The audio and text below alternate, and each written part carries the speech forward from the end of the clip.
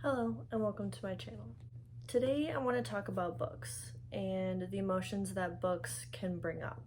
Reading books is a very personal experience. Like, you can have one book that you loved 5 out of 5 stars and another person can read it and not love it at all and give it 1 star. It's very much up to interpretation. Books can bring up so much emotion. Books can make you cry, they can make you laugh, they can make you fall in love with fictional characters, they can make you mad at your mother. Like, there's all kinds of things books can make you do. I think it's so interesting the overall emotion that specific books can bring. So today specifically, I wanted to talk about my comfort books. Books that I feel comforted reading.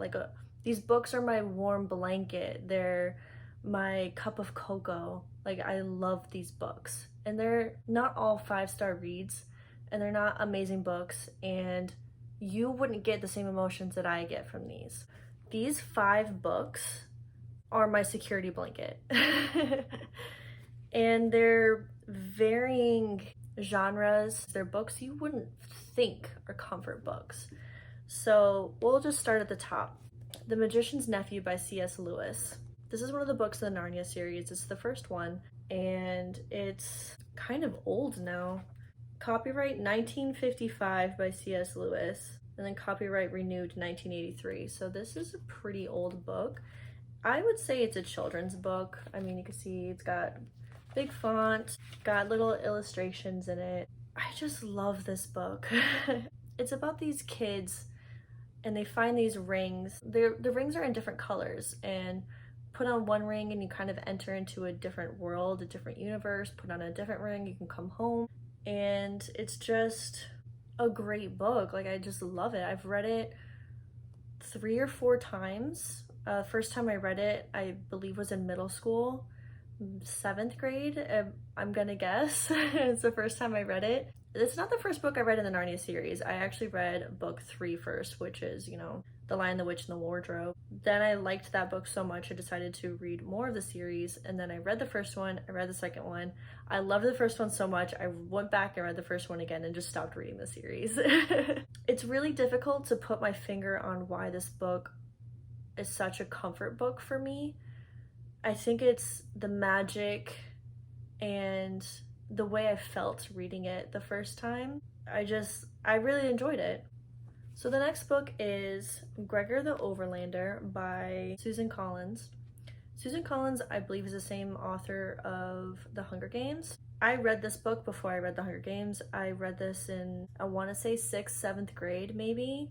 This one is a little bit newer than the last book. Yeah, this was copyright 2003.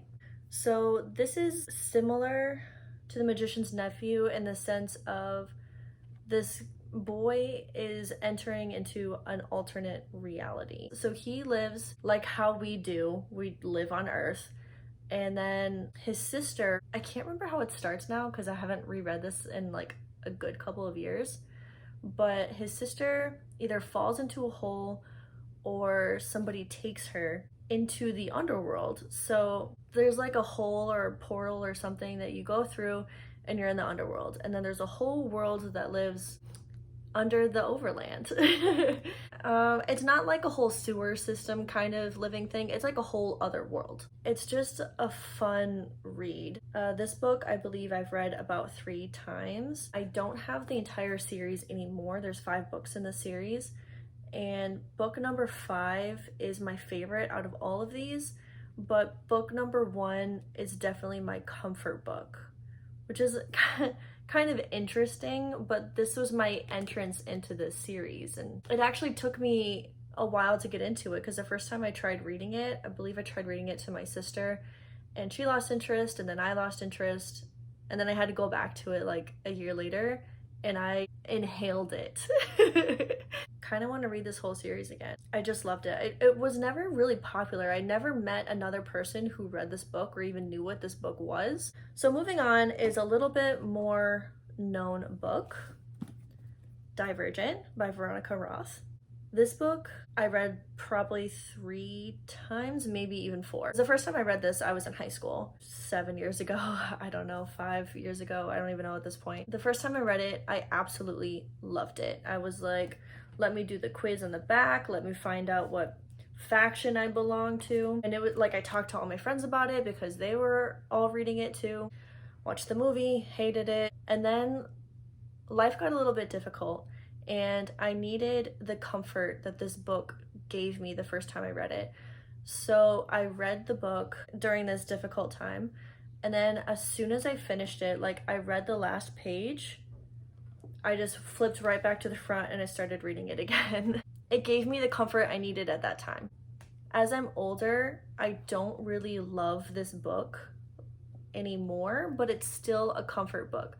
Like this is that book that I was kind of talking about earlier, where it's not a 5-star read, but I still get comfort from reading it. I feel like I'm saying comfort like 100 million times, but I don't really know how else to describe this. Like, it's one of those like vague feelings that you don't really know how to explain to another person. Like if somebody was to ask me, why do you get comfort in a book about a dystopian reality where people are being turned into soldiers against their will and being killed, I couldn't tell you.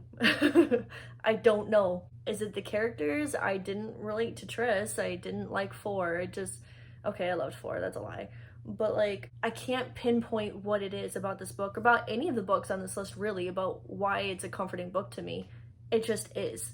This is my hot cocoa. I love it. So next on the list is kind of not exactly a comfort book. It's more of a comfort author. So I've talked about Natasha Preston before. This book is The Cellar. This is the first book I've read of hers. And I'm sure you've kind of gotten like a little bit confused on how I've talked about her before, because she is one of my favorite authors. She is very much a comfort author for me. The first time I read this book, I read it with my sister. It comforts me. This one specifically. And I've been reading all of her other books, and I get the comfort from her other books too, even though I've read them, years later. She's not a good author, so this is another one of those books, not a 5-star. I haven't rated any of her books above a 3 because like her writing is just not very good and the grammar is really horrible. That's a big thing. Her grammar is horrible. And some of her stories are just kind of predictable, but like these are my comfort books. Like I love them. This is another one where it's like, why is this a comfort book? All of her books are thrillers, and there's violence, there's trigger warnings, especially this one. This one has a lot of trigger warnings specifically for sexual assault. And you're like, why is that one of your comfort books, you psychopath? And it doesn't have anything to do with content. It has everything to do with how I feel when I read it. Like I read it, oh, I figured it out. All of these books I read or reread, I read them during difficult points in my life. And these were the escapism that I needed. Leaving my reality and entering these realities, even if they weren't the greatest of books, comforted me. These were the blanket I needed at a time when I was sad or mad or whatever. Usually sad. I was a dramatic teenager. At this point, I've read maybe like 5 of her books. I've talked about her books in a couple of other videos. I'll have them linked. And there was only one that I just really, really did not like, but all the other ones are definitely comfort books. But this one more so than the other ones. I haven't reread this, but it was the first one that brought me into Natasha Preston books. Okay, so the last book I recently just finished doing a reread of. It is Life as We Knew It by Susan Beth Pfeffer. I don't have the dust jacket because I got this book used, but I will show what it looks like here.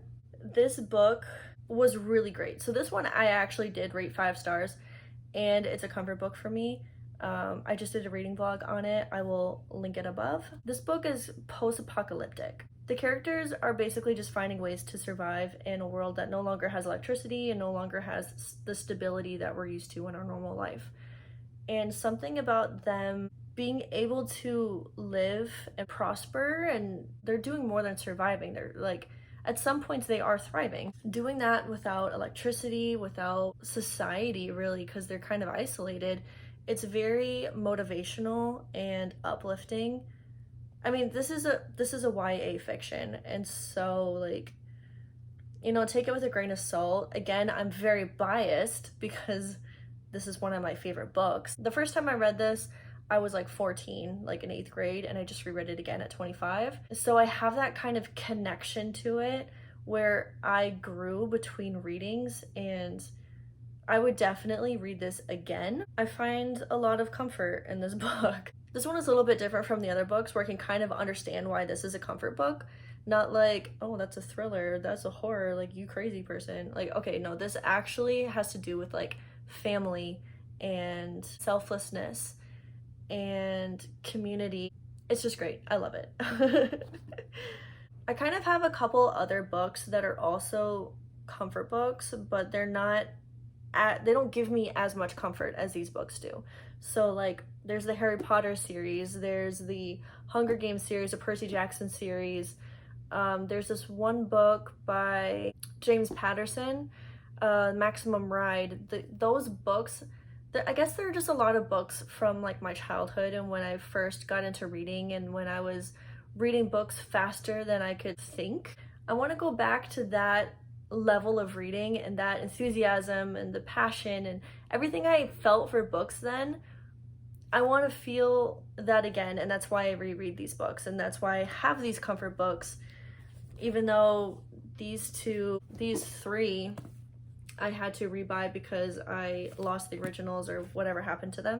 I'm sorry if I couldn't really explain why these books give me the comfort that they do. It's kind of a hard thing to explain, but I hope that I was clear enough.